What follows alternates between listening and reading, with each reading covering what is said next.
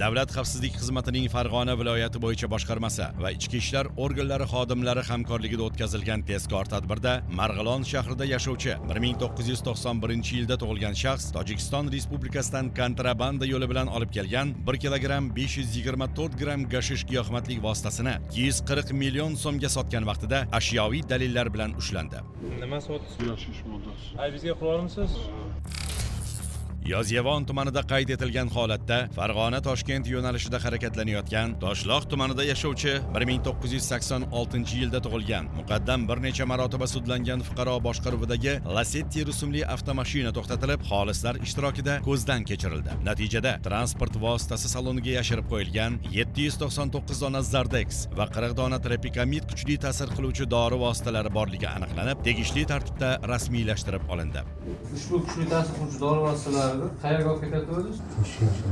Nima maqsadda? Sotish maqsadida. Shuningdek, uning yashash xonadonidan ham 1679 dona Zardex va 48 dona Tropikamid hujjatlashtirib olindi. Tezkor tadbir davom ettirilib, uning yaqin aloqasi bo'lgan Marg'ilon shahrida istiqomat qiluvchi 1987-yilda tug'ilgan shaxsning Farg'ona shahridagi vaqtincha yashash xonadoni ko'zdan kechirilganda 2239 dona lirika kuchli ta'sir qiluvchi dori vositalari borligi ma'lum bo'ldi. O'tkazilgan tergov harakatlari davomida ushbu dori vositalarini Farg'ona tumanida yashovchi 2001-yilda tug'ilgan fuqaro Qirg'iz Respublikasidagi noma'lum shaxslardan qabul qilib olganligi aniqlanib, u ham qo'lga olindi.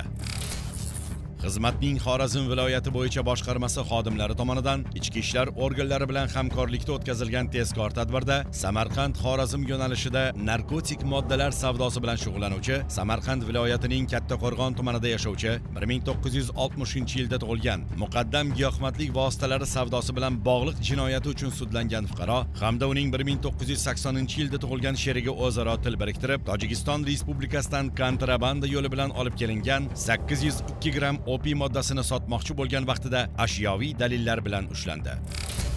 Urganch shahrida kuzatilgan holatda Qo'shko'pir tumanida yashovchi 2000-yilda tug'ilgan shaxs va Urganch shahrida yashovchi 1987-yilda tug'ilgan fuqaro o'zaro kelishilgan holda 499 gramm opiy va 12 gramm geroin giyohvandlik vositalarini 11500 AQSh dollariga sotgan vaqtlarda qo'lga olindi. Sotib olindi deb bizlarga taqdim qilingan narsa jigar rangli, o'tkir hidli opiy giyohvandlik moddasiga o'xshash modda. Shuningdek, ulardan birining yashash xonadoni yerto'lasi ko'zdan kechirilganda, unda 351 gramm opiy moddasi borligi ham aniqlanib, protsessual tartibda rasmiylashtirib olindi. Aniqlanishicha, mazkur giyohvandlik vositasi Afg'onistondan kontrabanda yo'li bilan olib kelingan.